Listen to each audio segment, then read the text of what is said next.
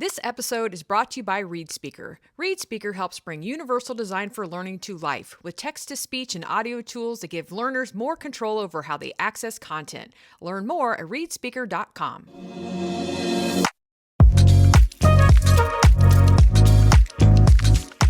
Welcome to the Learning Experience powered by CAST. I'm one of your hosts, Kelly Suding. And I'm Luis Perez. And I'm Bryan Dean. We are three educators here ready to break down barriers until learning has no limits. Let's do this.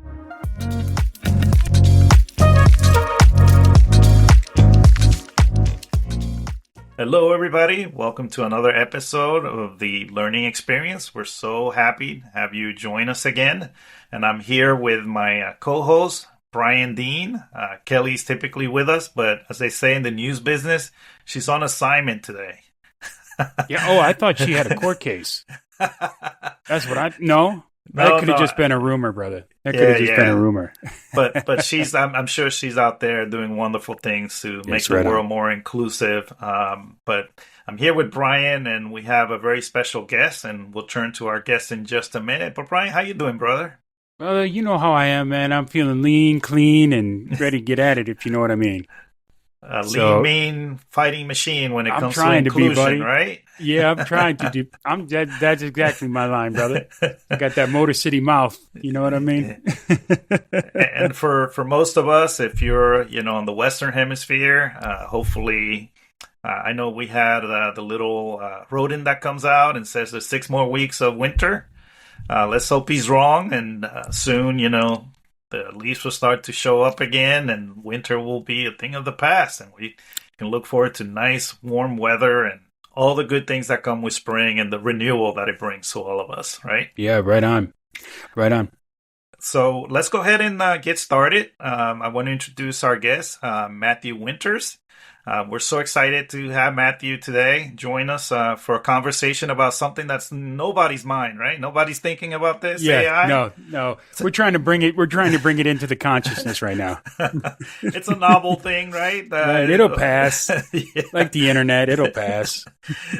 So Matthew, welcome to this episode and to the series. And I want to give you a chance to introduce yourself and tell us why this is so important to you. Yeah, absolutely. Nice to meet you, and nice to be a part of this. Good to see you, Luis and Bryan. My name is Matt Winters. I work for the Utah State Board of Education. My role is Artificial Intelligence Education Specialist. I jumped into this role almost 2 years ago, which means I'm a grandpa in this space. I'm trying to really think these things through. My role is pretty interesting and unique across the country. There's about a whopping 6 or 7 of us across the country right now that are in AI facing roles like this at state DOEs or SEAs. My job is roughly thirds. So I am supposed to spend about a third of my time with stakeholders at the legislative level and the policy level, really thinking these things through. And right now we're in legislative session here in Utah. I don't know when this is going to come out, but mid-February we're in the middle of our legislative session. So spending a little bit more than a third of my time on that one. Another third is supposed to be spent time with our districts and charter schools, helping them navigate this from a policy level at the superintendency level down to training for teachers and working with students and things like that. And the last layer is doing internal professional development for the board, because as we move through this whole world of AI, it poses some unique challenges and some unique opportunities that need to be monitored and kind of categorized and placed into the right spaces, and that's a big part of what I do. So this is a part-time gig then, right? So what do you do for the rest of your time? Like you just kind of... I never hit 40 hours a week. Yeah, it's about like 20, maybe 15. No, I'm just joking. Nice. Busy. And the rest of the times are spent in quotes in meetings. Gotcha. I feel you, brother. and this is an audio podcast, but Matthew is really showing Bryan and I up because he's got a full set of hair. And those of you who know us, Bryan and I are more follicularly challenged. I like to call us the League of Dapper Gentlemen, or the League of Balder Gentlemen. That's right. But Matthew does have a really nice beard, so yeah, all his three of us. This is a beardo podcast for sure. Like, 100%. Yeah, Matt's beard is on point. Louise is always looking sharp with his goatee, and I'm just trying to come along. You know what I mean? So in addition to that, all three of us are very passionate about AI, right? And the meaningful use of AI to support teaching and learning. And I know that in Utah, you have an artificial intelligence framework for P-12 education, right? And our listeners are always kind of on the lookout for frameworks or for helpful tools to help them implement the AI, and again, in a meaningful way. So how did this come to life, and what are the core beliefs or principles that really inform the development of that framework? So tell us a little bit more about that, Matthew. Yeah, absolutely. What's really great is Utah has been about condition settings around managing change for the last 15 years or so. So even going back further than that, one of the things I'm very proud of here in the state of Utah is if you go into a publicly funded school, charter or district, the internet's free through UEN, Utah Education Network. That started in the 1990s. We're down to, as far as I understand at this point, one school that doesn't have hardwired internet. That one school is in a space that is kind of unique. There's this geological feature, I don't know if you know about it, but it's called the Grand Canyon. The school is near the Grand Canyon in a very remote space, and it's hard to get hardwired internet there. So they have satellite and microwave internet. But that's something that's condition setting for the state of Utah that's been really helpful over time. We also have, in 2016, we started a project called Digital Teaching and Learning, which provides legislative funding to schools and districts to build up technological capacity. And so flash forward to 2022, November 30th, we get ChatGPT drop. Within a month, they have 100 million users. Now they're approaching 1 billion here soon, or if not, have already surpassed it. That is an interesting use case, and it flooded education very quickly. Now, I had been already thinking about this on a statewide capacity and trying to talk to teachers about it, but they all went, well, that sounds like science fiction.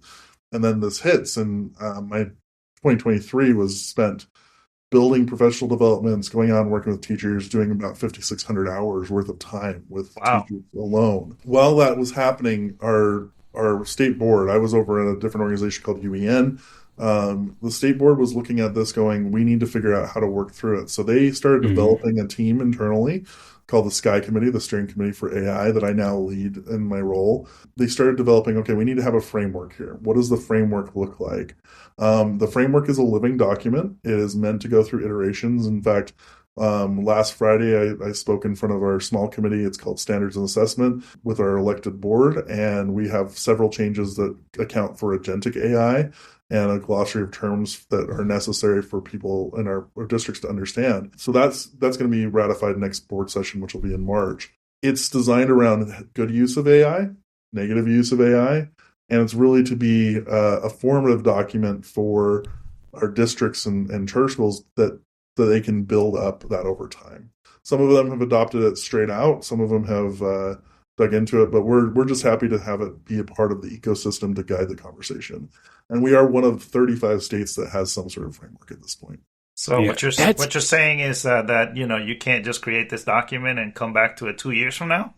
Yeah, it's amazing how that happens, right? We definitely got to come back and work it through over time and build it up. Yeah, this is moving so quickly, right, Bryan? So we have to. That's what I'm saying. Like that's the thing that pops in my head real quick. Is like, I mean, you're traveling at Mach 1 with your hair on fire with AI, right? But then we know how it goes in board decisions, right? We know the monster bureaucracy, right? Not the people, the monster of bureaucracy itself. So this is a living document, right? So is like, you have a portrait of a graduate, and now you have done one of the few things that I've seen. I don't think I've seen a ton of other states or school districts that have put forward a portrait of an AI-infused learner, which is quite exciting, very interesting, but policy moves at the speed of a glacier, right? And AI is moving at the speed of like Mach 1 with your hair on fire. And this is a living document. So how do you ensure that it doesn't expire? How do you,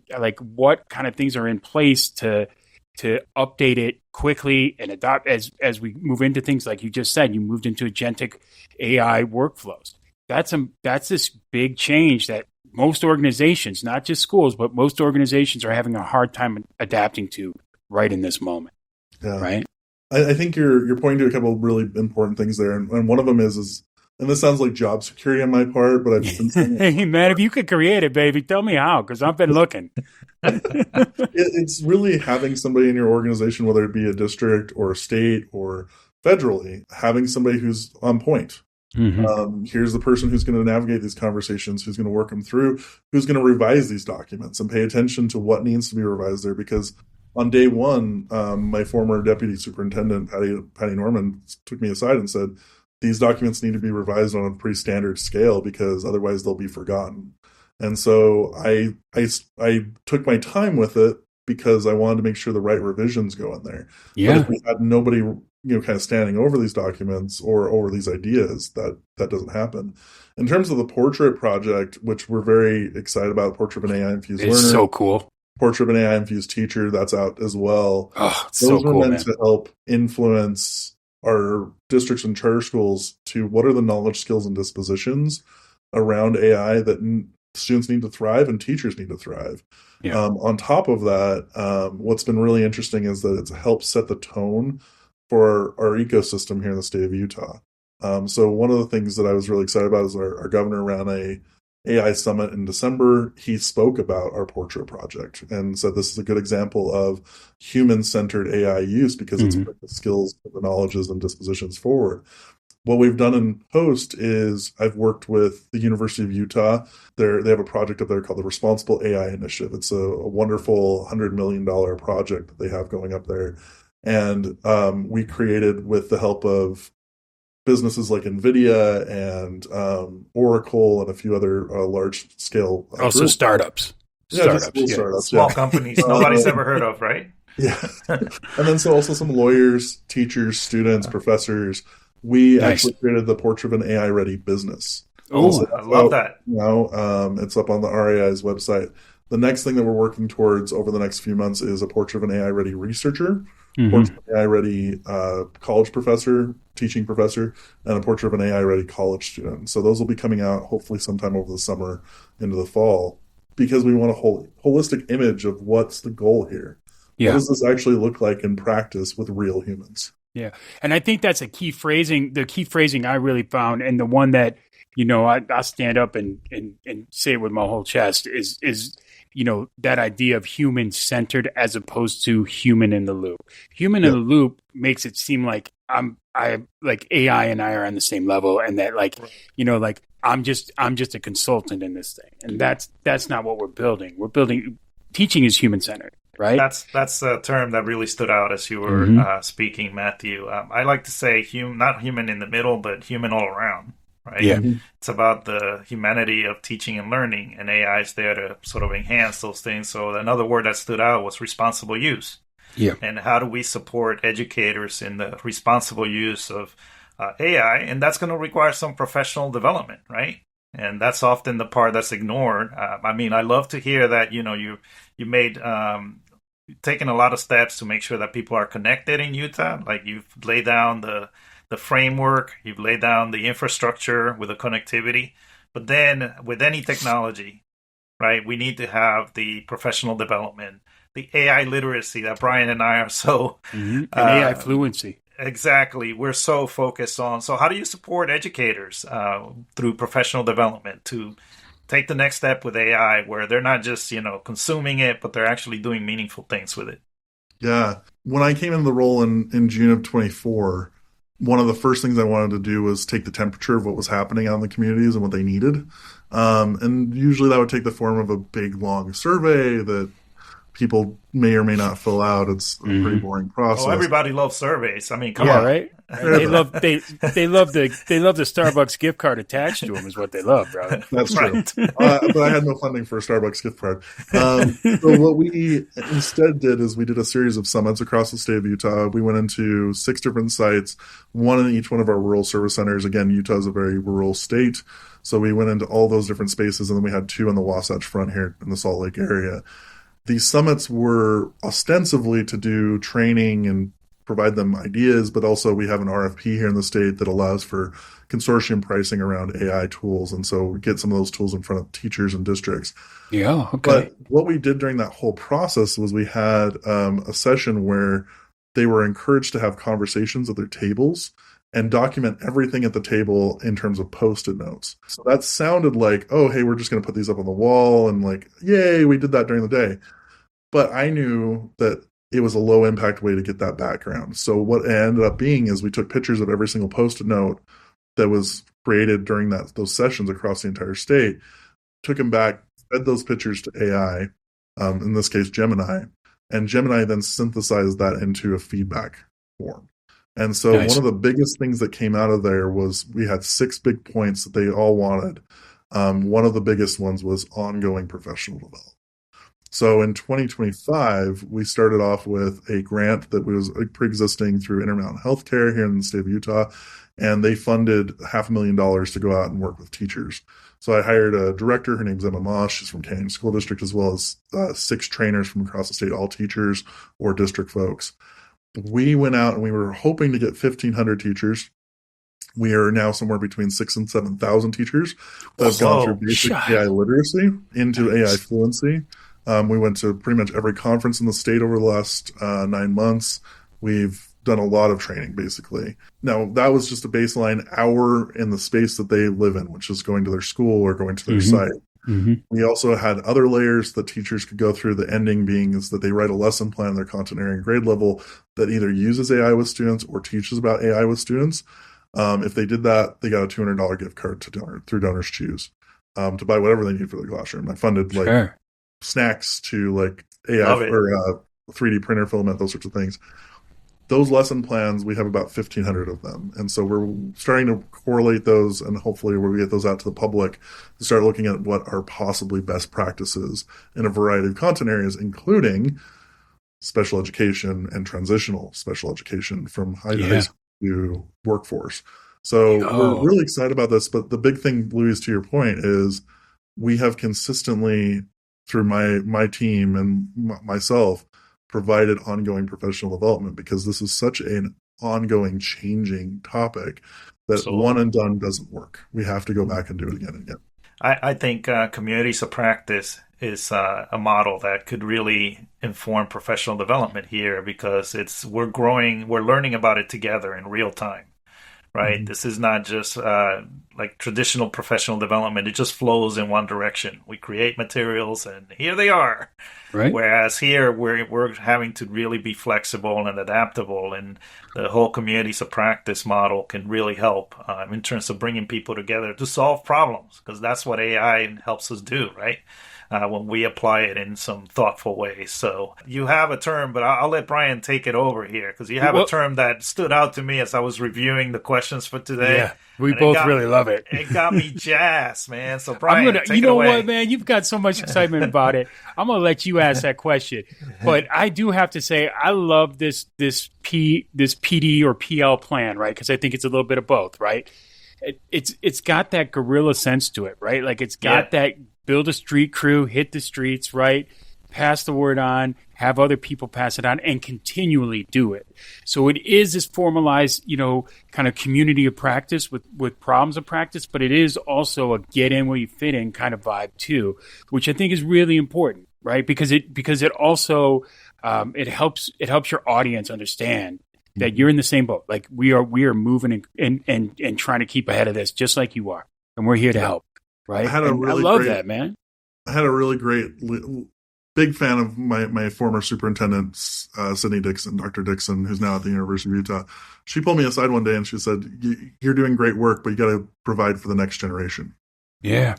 And so one of the things that I think is really important in this conversation in terms of professional development, but then also just generally when we're looking at a system, you can't just like build something and hope that it's going to continue to grow. You have to start the seeds of the next generation. So my friend Emma, who directed the program, she's the next generation. And then those trainers, they're starting to be looked at as the next generation. But we're also looking for teachers in the community who are doing amazing work that are also part of that next generation of innovation, whether it be in AI or in something else like accessibility, just to make sure that we get that whole community aspect. So Bryan, you're exactly right on the same page with me of like, it's not just about let's provide the knowledge, but let's provide the community, the support, the growth, that's and the opportunities in there to really get into it. I dig it, man. Louise, I know you love this phrase, and I do too. So we had a little bit of a war over this next question. But I'm going to let you hit it, Louise. So I'm going to hit it. So Matthew, you talked about AI being like electricity, and we just love that because sometimes like electricity, it's around us and we don't even know it, right? And so the same thing with AI. Like many of us are using AI sometimes without even knowing it. It's been plugged into a lot of the tools that we use on a daily basis. But the point that you make that I really love is that it's only as good as the things you plug into it, right? Instructional strategy. One of those could be universal design for learning, which we're so passionate about at CAST, right? One of them could be accessibility, right? And using the power of AI to make materials more accessible, to make our lessons more accessible. So talk to us a little bit more about that and that idea of like AI as electricity and then the plugins that you add to it so that then it becomes a tool for empowerment, for inclusion, and all of those good things that make us heart sing here at CAST. Well, and credit where credit's due. So Emma Moss, check her stuff out on LinkedIn. She always reminds me that it's a fundamental.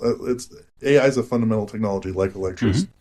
And so when we think about it that way, electricity, when it's just at its pure form, it's sitting in a battery, it's sitting in a power wire. It's not really that interesting. It's dangerous and it can cause problems, but it's also got a ton of potential. It only gets really cool when you plug in a projector or a light bulb or any number of things into it. AI is a fundamental technology. It just is. When we look at the research, it is plugged into so many of our systems. Right. And it's been plugged in for so long. That's a good point right there. That point, say that again, because people think that this is this boon since 2021, but it's been plugged in for a long time. You like Grammarly? You're welcome. Say thank you to AI. You know what I'm saying? Big data, right? Data analysis that's been used for quite some time in those systems. So yeah. And cribbing a line from one of my favorite people at the University of Utah, generative AI is one animal in the larger zoo of AI. And we have to remember what the different ones are. And so I constantly remind people, especially our policymakers, whether it be at a district or at the legislature, there's a big difference between banning generative AI versus banning AI. Because if we ban all of AI, you're talking predictive texting, language translation, grammar checking, the list goes on and on and on. Captioning, so really lots of things, about that. And again, because it's a fundamental technology, it's behind everything. I also think about it like water. It can flood us or it can feed us. Oh, say that again. Say that again for the people in the back. You are dropping bombs today, brother. Come on now. You're welcome. AI is like water. It can either flood us or it can feed us. So when we think about that, we have to think about what are the appropriate ways to plug it into our system and make sure that's being used safely. And so, for instance, when we talk about UDL, there's some really great ways where we can apply AI to help us think through UDL appropriately, maybe as a thought partner or maybe as a companion to really work through the process appropriately. But it can also help us to build something creative for our students. I have said this on other podcasts, but I love this idea. AI is really a creativity machine. And it pulls out what we are able to put into it. And so as a teacher, as Ken Robinson once said, Sir Ken Robinson, teaching is inherently a creative profession. Right. And if we are able to get to that creative place and treat AI as a creative partner, it can help us reach heights of what we've not been able to do before. Like one of our teachers here in the Provo area, just about 40 minutes south of here of Salt Lake City, he came to me and said, I really want to create a bot that is constitutionalized to work with every one of my students with a disability and work with them on every single one of their problems they're having in their content areas. And I went, that's a lot, man. And he's like, I know. So instead I said, hey, why don't you make a bot for each student? And he went, I can do that. I said, yeah. Constitutionalize, 20 of these, because I think he has 20 or 30 students.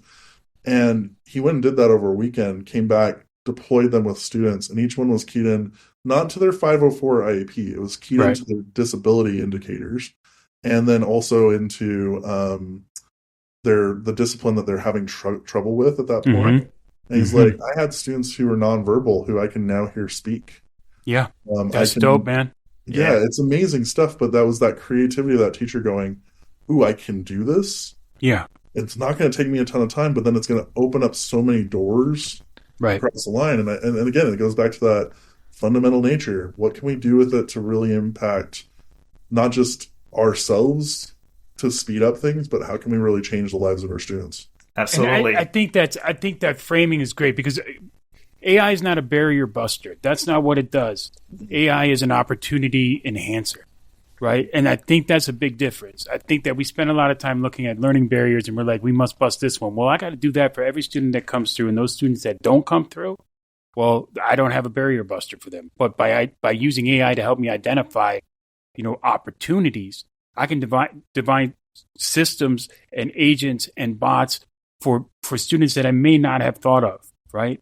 And then I give students the agency to use those. And that's massive, man. That's massive. I love that. So that brings us to this other thing. You said 504s and you said IEPs, man. And that's all private data and academic integrity and all of those things are wrapped up. And AI presents, like we had said, AI is frightening in some ways and it is absolutely liberating in others, right? And I saw things like I don't know if anybody saw the Blink camera Super Bowl ad, if you're stateside. Yeah. That's it. When I first looked at it, I was like, oh, that's interesting, kind of cool. And then I was like, yo, that's a lot of information that's being collected and sent to a third party. That's a lot of surveillance, right? Right. And that's the question, is that surveillance? So I'm just curious how you guys have come up with an approach to navigate like the benefits, potential harms in the schools, and with regard to personal data, privacy, equity, that sort of stuff. That's a wonderful question. So the state of Utah, again, condition setting. And I think that's really important. You have to condition set a leader, the system that you're going to be working in, because you're not always going to be boots on the ground. But if you can set the conditions for certain things to happen, it's more likely to happen. Gotcha. So a few years ago, one of our legislators put through a bill around student data privacy. And basically what the student data privacy law is that every product that's in a school here in the state of Utah has to go through a student data privacy check and have what's called a data privacy agreement. Now we work with the SDPC, the Student Data Privacy Consortium at the national level, and we use what's called the NDPA version with Exhibit E. That's the National Data Privacy Agreement with an Exhibit E. It's a free format. It's out there. Utah uses it with every company that comes through, and I have at least 5 calls a week where I'm talking to new companies in the AI space. Hey, you need to have one of these DPAs signed because that assures data privacy in a space that is really scary about absorbing data. I mean, what a large language model does when it's training on your data, it's absorbing your information. And explaining that to parents, to students, it's a hard thing to grasp. But once you do, you go, oh, I need to protect myself. Yeah. And so we're getting ahead of that a little bit here in the state of Utah, trying to get every product that goes to the doors under a DPA. Now, it is on our districts and our charter schools to sign those. It's not at the state level, but we facilitate that so that it makes it easier for all parties in play. Now, the hard part is that we're one of a few states that has that on top of FERPA and COPA. And so that's one thing that I would say, if you're a leader in a system, adopting a data privacy work to make sure that everything is covered in your space is so invaluable, especially in the world of AI. So checking and making sure what's on your servers, what's going through your filtering system, what are your teachers logging into and having students use that may or may not be part of your agreed upon systems, and getting ahead of the curve and asking those companies to sign a DPA, or if they refuse, blocking them in some way, shape, or form, because that if they're unwilling to sign, that shows that they're not committed to data privacy. Big issue. Right. That's a good indicator. Yeah. I would also direct our listeners, take a look at Texas House Bill 294 around AI governance. Some of the things that they put in there, like it has to, AI must not in some way, persuade others to self-harm or child privacy management or those things. Like a lot of those are really, really great things to look at as part of your policy as well. Right. And it seems like Utah's on that same boat. This one was just passed in January. And it's to me, it's a flag in the sand. You know what I mean? Like, this is how we're going to govern it.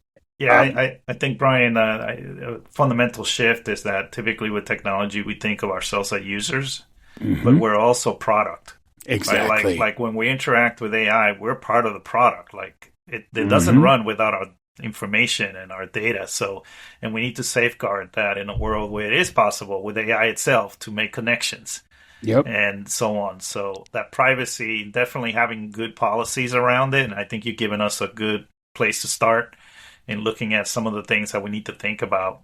It's really important because, like water, you know, to use the metaphor that you use, Matthew, we need to have some life preserver jackets on Yeah. board. Yeah. Make And sure nobody gets harmed.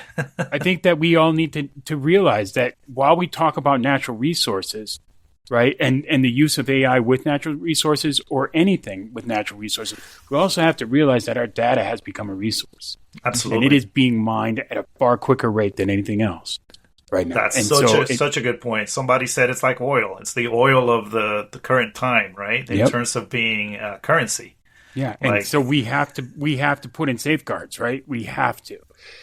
So I think that that's key, and that's why this is such an important topic and subject.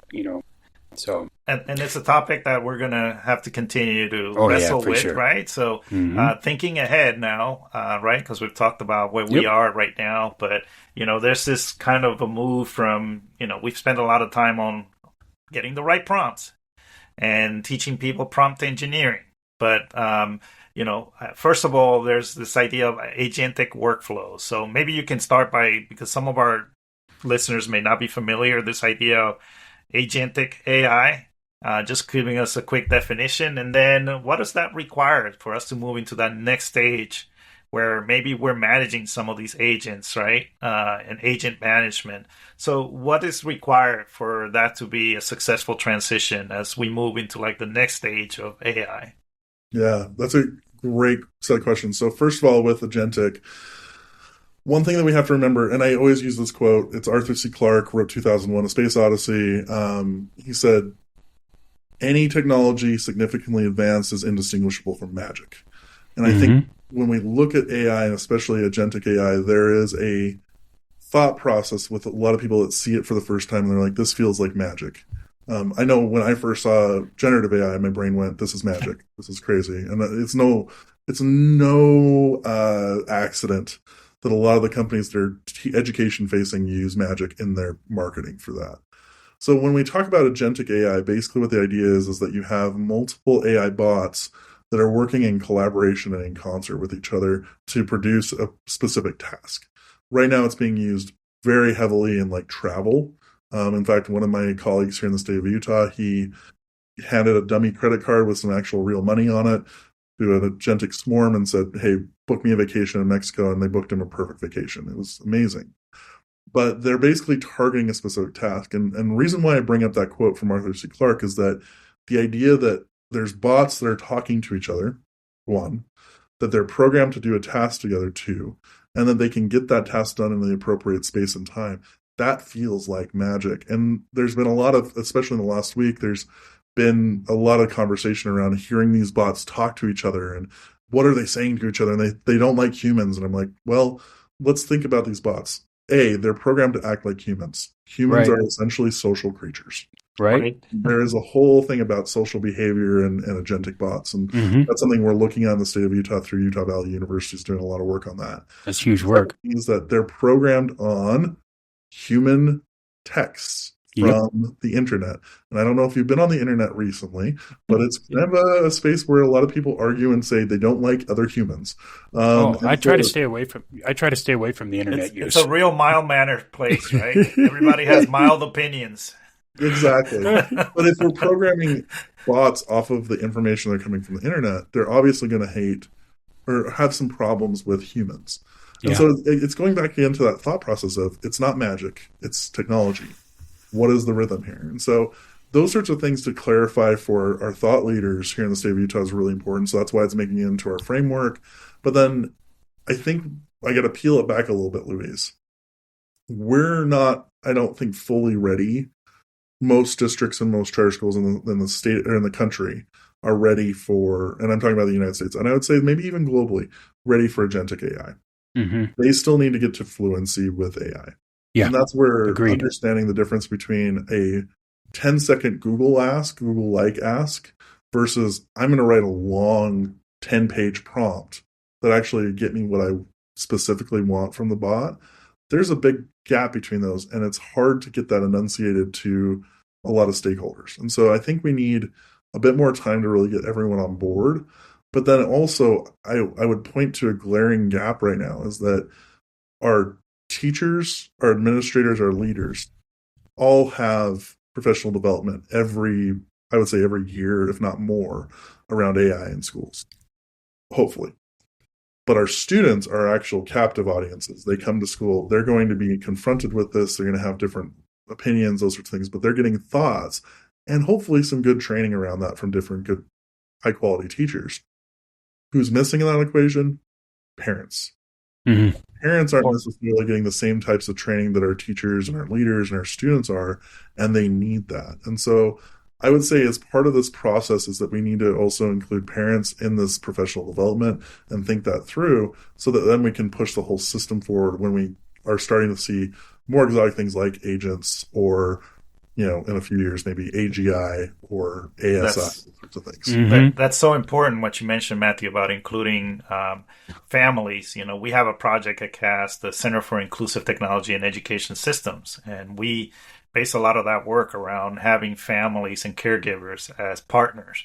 And then I think with AI, the reason why that's so important is because often parents and caregivers, they're getting the messages about AI from the news, right? From the 30 minutes that they're able to watch. Yep. And what are they going to focus on the news? The thing that gets eyeballs. So it's usually the most sensationalized. And either way, right? Like AI can cut your bread and butter it and deliver it to you, to like AI is going to end us all kind of thing. And the truth is somewhere in the middle, but that's not what sells, right?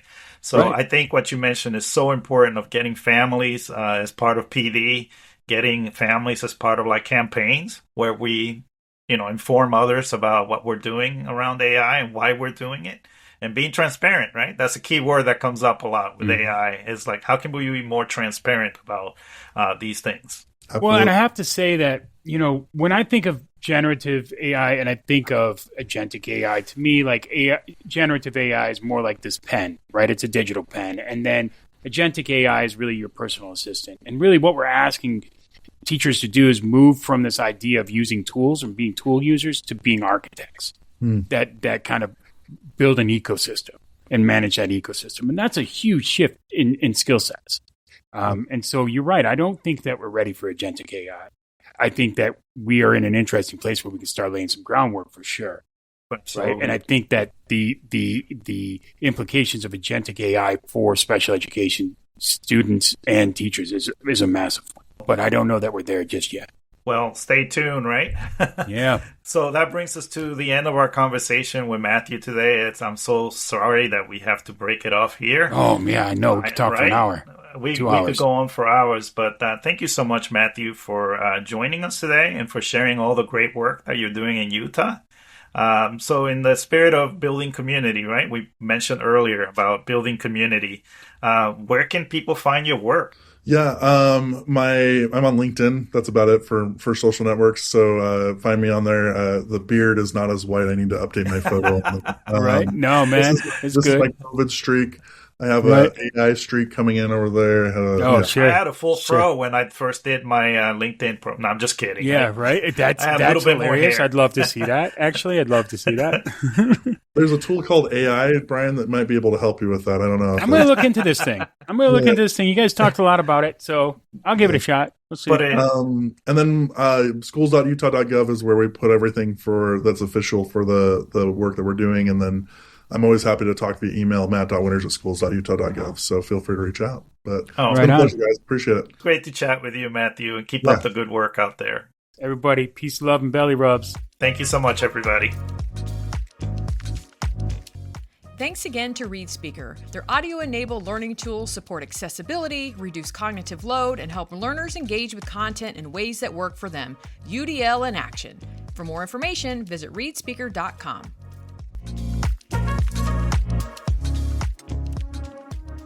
Thanks for joining us for another episode of the Learning Experience Podcast. We are so glad you're part of this conversation. And if you're like me and today's episode sparked some ideas or got your brain flowing, well, just remember, there's so much more to explore out there.